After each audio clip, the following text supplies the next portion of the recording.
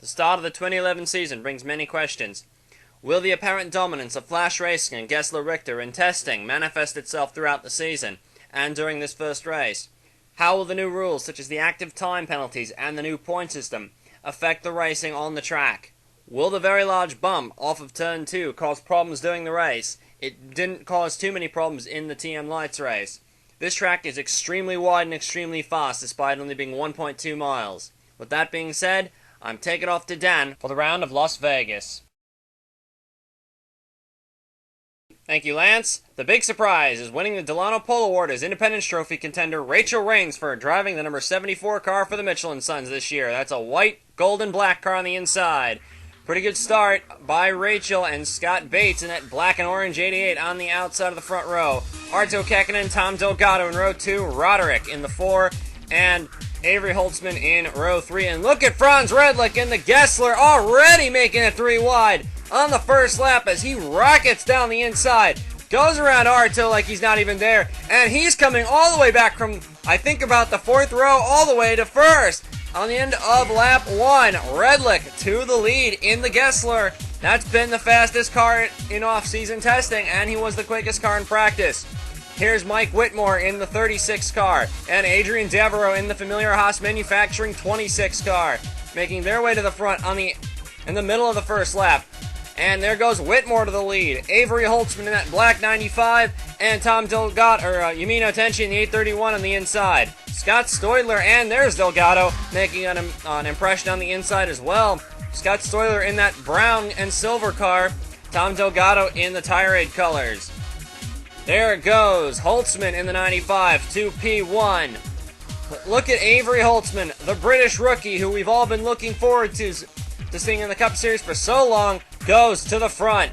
Here comes Ashby in the 55. That green car driving the new Juno. Juno, of course, is Inglesby's luxury division. Zelda Ashby driving for Owen DeGarmo along with Lewis Kingston. And there is Ethan Everett in that retro paint job number 11 car. Ashby moves to the lead in the Juno. The Inglesby power is working marvels under the hood of the new Juno AMX-5. Great start to this race so far. Alan Hodges and Michael Sykes, the two Welshmen in the field, are going to work together, and they're going to bring themselves to the front in a super speedway style draft. Hodges in car 13, Michael Sykes, of course, the winner of the Independence Trophy last year in car 45. There's Charlie Waters in car number 10, a very promising rookie, and Scott Bates in the 88. Of course, those are the two Team EFR journeys. I would watch out for those two cars. They're configured very differently, but they're on the same team. It's going to be very interesting to watch them through the race. A couple of cars have already dropped off the pace a little bit. Carlos Donzello in the number 43 Tutino currently runs last. Riding on board with Donzello in the new Tutino T11. He did not get too much testing in this car. In fact, he said that the most testing he got in one day was final practice yesterday. So Donzello has really not had a very good off-season. And it's great to see him at least running. However, I don't think that's the best car in the grid. Trevin Terrell in car number 20 driving a 2009 Colton Morel Nova, and Mikhail Polyakov in the Katsev. Both of them are rookies in this series. Of course, they're not driving cars. I think that'll let them display their full talents, but an opportunity is an opportunity, and they're trying to make the most out of it. However, Trevin Terrell in particular did not get too many laps yesterday. Looking at car number 1, that is Alexis Rainsford. Of course, she's dropped her familiar 27 and is driving car number 1 because she is the defending champion of the series. And that is the motivation behind Rainsford changing from numbers 27 to 1. Of course, she still has registered number 27 for the Independence Trophy for Chris Davenport. Alexis Rainsford will be running the Indianapolis 500 this year, and we don't think that she'll be running the whole season due to commitments in the V8 Champ Car Series. I think Alexis Rainsford is feeling that open wheel bug catching her. She ran 2 Champ Car races last season, crashed out of both of them. And here is Matt Taylor in car number 121. Kind of hard to see the number on this car, but that is the new Fortner. 50 years ago, Fortner was formed. They have been a dominant force in drag racing. Matt Taylor now drives the Fortner and is doing a very good job with that car. The Fortner guys have really picked up the pace from last season. Leonid Roderick going 4 wide down the back straightaway into turn 3. Roderick, the 4-time champion, making some very strong moves early in this one. Roderick making a move around. That's Palmer Styles in that black and neon yellow car. There is Ethan Everett on the outside. Mike Whitmore in the lead in the SAR Eagle. That is teammate to Tony Durbin's car.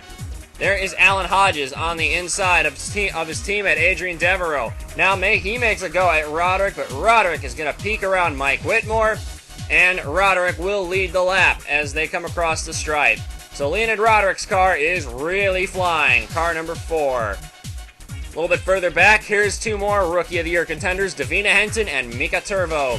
Davina Henton, of course, was very impressive in the TM Light Series last year. Mika Turvo, second at Karyala. This is his first ever oval start. Midway through the field, here's another Rookie of the Year contender, number 15, Bobby Porteau. And on the inside of him is Jacques Bouvier in car number 7. Of course, Bouvier is not a rookie. Here is another rookie, Scott Hamilton in the 46 car, driving the new Xenos. And on the inside in that green and silver car, his teammate, rookie Robert Dorian of England. It'll be very interesting to watch these 2 drivers, in particular Scott Hamilton. He was last year's TM Junior Series champion, despite not winning a single race. So Hamilton really showing some stuff early on. On board with Lewis Kingston in the middle of the pack. Of course, Michael Sykes has rookie stripes on the back of that car. He's never raced at this track before. On the inside, there goes Hamilton. There's another rookie that we've been really anticipating, Luciano Silveral in the car number 3 for the Bolden Speed Stable. The new Bolden has been showing some speed during this week, and Luciano, of course, won 4 races in the TM Junior Series last year. A lot of people have been very anticipating his debut for quite some time. The Brazilian having a very strong run early on in his first Master Cup start. Tony Durbin in car number 33 is going to make a bid for the lead. Been a little bit longer than expected to see Tony up towards the front. Along with him is Matt Taylor, the 2004 Master Cup champion, and Ethan Everett in car number 11. Taylor having a go, but it's not going to be enough to lead this lap because Tony Durbin will just nose him out back to the line. Just imagine what the finish could be like. Matt Taylor in the Fortner won the championship in 2004. Tony Durbin won the Master Cup title in 2007. 2-time Arla champion Chris Johans makes his presence felt at the front of the field along with his teammate Scott Stoidler. Johans is driving car number 64 this year to honor his Arla successes. It's great to see Chris Johans back in a car number 64, and it looks like so far that he is going to be repeating his Arla success if his current pace holds. Johans has been very quick in off-season testing, and so far during practice he was 3rd fastest. Mike Whitmore, though, just took over the lead, so Johans is drifting back slowly. But if we know anything about this type of racing, it won't be long before you get shuffled all the way back to the front if you have a fast car. Kurt Pliskin in car number 16 is a little off the pace. Of course, the Power Steering Incorporated team has a new engine package this year, so that's been causing them some problems.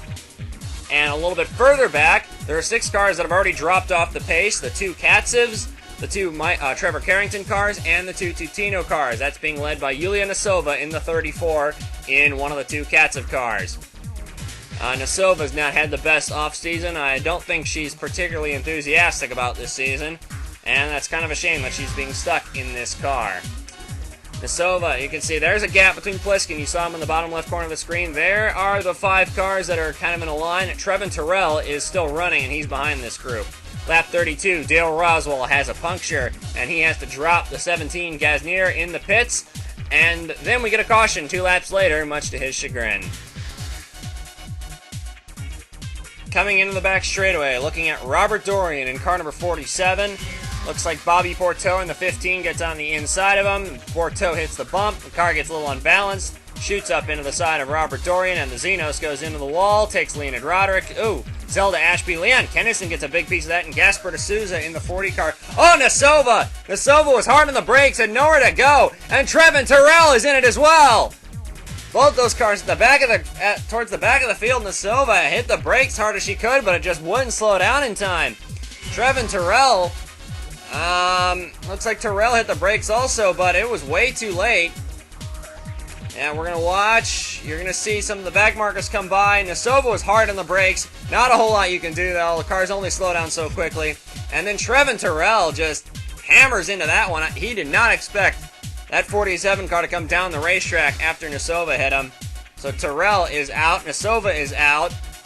Dorian, of course, is out. And now we're looking on board with Leon Kennison here in the car number 39.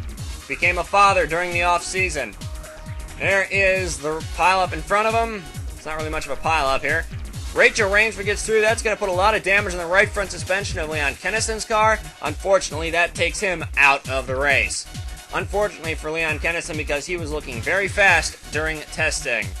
This is under yellow flag. Zach Duff, Alan Hodges, and Tony Durbin, along with Mike... Oh. That was interesting. Looked like Taub got a piece of that in the 37 car, the dark blue and yellow car. Alan Hodges wasn't too impressed with that. And don't think the officials were either. And that says enough. According to Alan Hodges, Duff was trying to pass him under the yellow. And, well, that was interesting. Avery Holtzmann, the rookie, led on the restart. Alexis Rainsford in second. Tyrone Stanley in third. As you see the top 20 on the restart on the left side. Going down all the way to Zach Duff in 20th. Now there is Holtzmann getting a big lead on Rainsford. The Volpe was not running very well at this track during off-season test. Oh, Lewis Kingston into the pits in the 44 car. There must be a puncture on that car. Holtzmann still leads. Of course, Rainsford's been dropping back a little bit. The Volpe has not been performing well on high bank tracks in its entire history in the Master Cup Series, I should point out. Here is Ethan Everett in the 11. Tom Delgado in the 837 car. Of course, Everett in that retro paint job makes a move on the inside. Everett will take over the lead. He has not really... okay, black flag being shown to Carlos Donzello, looks like. Anyway, Ethan Everett goes to the lead of the race. Arto Kekkonen and Tom Delgado making a move. And there's his teammate, Holtzmann's teammate Redlich. Now here is... Carlos Donzello was black flagged for leaking fuel. He got the first active time penalty of the season and got another black flag for leaking fuel all over the racetrack. And he pits again in car 43. So looks like that situation's not getting any better for Carlos. Alexis Rainsford in car number 1 making a move for the lead. Lexi's not had the best off-season. She doesn't seem to be terribly motivated with the pace of the Volpe as of right now, so that doesn't bode well for Volpe's future. Carlos Donzello got black flagged again after leaving the pits this time. However, the fuel leak got so bad that the officials pretty much just parked him. There's really no more I can say about that other than the officials just seem to be tired of the ineptitude of the Tutino crew and ordered the 43 car, to be parked. It's the first time I've heard of a car being parked in a Master Cup race for about 5 years or so. Leonid Roderick in car number 4 is riding on board with him. He's got damage from that initial wreck. Of course, there's damage to the hood of that car. Having a look at Dale Roswell in the 17 car. But Roderick's still holding on to the rear end of the draft, and if he catches the yellow flag at the right time, Roderick could be vaulted right up into the points. Of course, the points are the top 20 only. Jacques Bouvier finished in the top 10 in the point standings last year. Moved to the Gasnier team with Majestic Motorsports. There's Gasper D'Souza, another rookie in car number 40. We haven't talked much about him. He's had a quiet offseason, D'Souza has, but he's been very strong so far. Right behind him, Zach Duff in the number 2 Volpe. That electric blue car. And then there's Dale Roswell in the real electric blue car. That black car. Looks very similar to Bouvier's. I think I'm probably going to confuse these two cars a number of times throughout the season, because they do look very similar. There's Dale Roswell and Jacques Bouvier. Of course, they are teammates, and surprisingly, they've been very evenly matched. They have one has not had the advantage over the other during testing, which I think is very interesting, seeing as Roswell's old enough to be Bouvier's father. 35-year-old Mika Turvo is having a lot of struggles here with his first start. This is his first start on an oval, and his first start with the Scuderia Tutino squad. Of course, his teammate just got parked for a fuel leak, and the pit crew kept sending him onto the track thinking that there was no fuel leak. Not exactly the easiest way to make your oval debut with a team that clearly doesn't know what a fuel leak is. But Turvo is making the most out of this opportunity, and we'll wait to see more from him later in the season. Now we're looking back from Lewis Kingston's car. He is about to go one lap down, so Kingston's day not going so well. Of course, a puncture on the new Juno, but he has got a lot of speed in that car. We think that this car could potentially be a winner later in the year. Looking at Woody Watts in the red number 6. There are billboards of this car all the way around the racetrack. Some Delano billboards. There is the 2 Gesslers swarming all over him, and the launch 14 of Arto Käkkinen making a dive on the inside to get around both of the silver arrows. Well, 95 car's not silver, but the 2 metallic arrows, I'm going to call them, I guess. And then Arto Käkkinen makes a move for the lead, and he's going to get it. Arto is looking very strong so far in the Inglesby. Some people wonder if Arto can be a legitimate championship contender this year, and along with the car behind him, Adrian Devereaux, and there's last year's Arla champion Bobby Porto and Scott Bates in the 88 car, and the second EFR car, Charlie Waters, on the inside. And then the defending champion, Alexis Rainsford, is there, along with independent Tyrone Stanley. Charlie Waters moves into the lead. Here is Tyrone Stanley making a move, but they're coming to lap Lewis Kingston. Here's another independent, Palmer Styles, in that black and yellow car. Coming at the 44 is Lewis Kingston, going to pose much of an obstacle. Well, they're going about the same speed. Looks like Stanley and Redlich have caught him, and it looks like they just passed him like any other car. Kingston is just going to be absorbed into the lead pack. Well, looks like the pack markers really aren't going to be a problem at this track, because if they're at least maintaining pace with the leaders, yeah, it looks like it won't be any problem for the lead pack to just sort of swallow them up and draft with them. Look, Kingston's already trying to draft with Sykes there and help him out. This is by far the sentimental favorite for this race. I don't think I need to say why. The Japanese Red Cross logos are all over this car.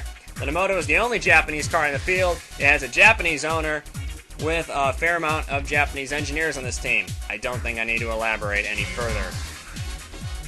There is Tenchi going for P1 in the Japanese Red Cross Nemoto. The text reading Japanese Red Cross is in the Japanese on the Japanese letters on the left side of that car, and in Latin letters on the right side of the car. Scott Stoidler in car 23 having a go at Tenchi for the lead.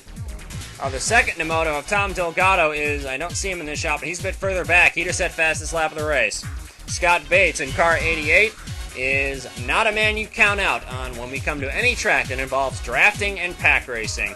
Scott Bates is a master of weaving through traffic, and he is a master of super speedways.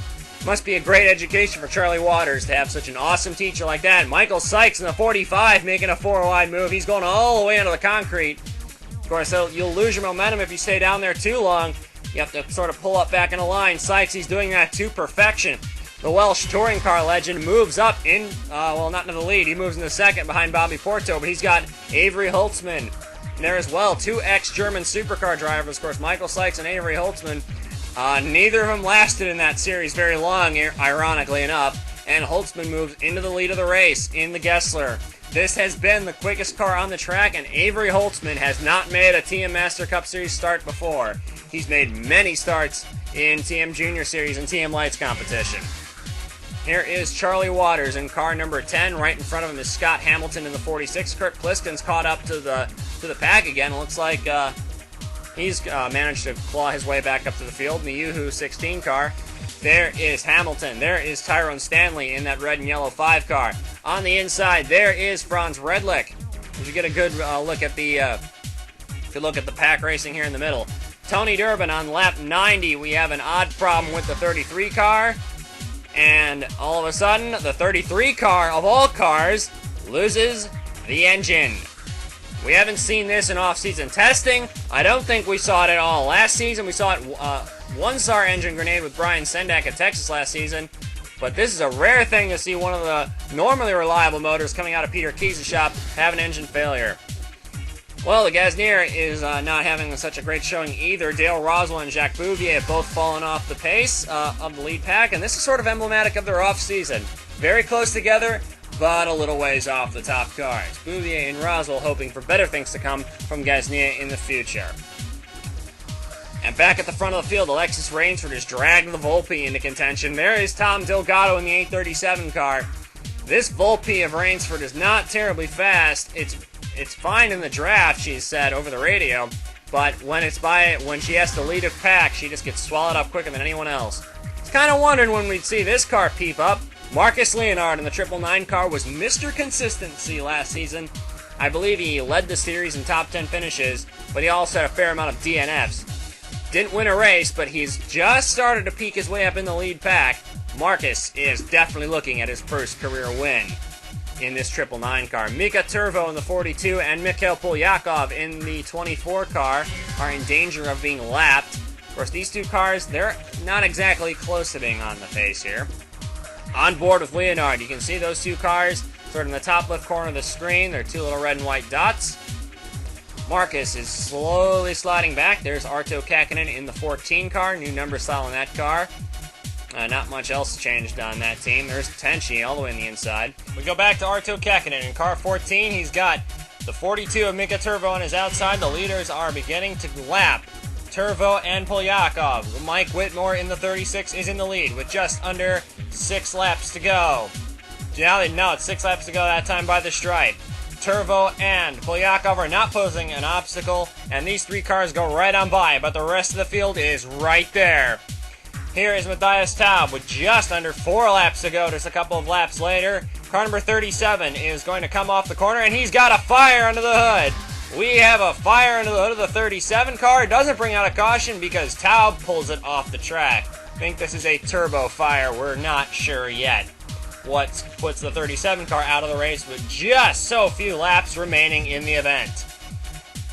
And here is Charlie Waters coming to take the white flag. Woody Watts is in the lead in car number 6. However, Waters and teammate Scott Bates have been hounding him, and they are making a move on the inside of Watts in car number 6. Look at Tom Delgado in the 837 car on the inside.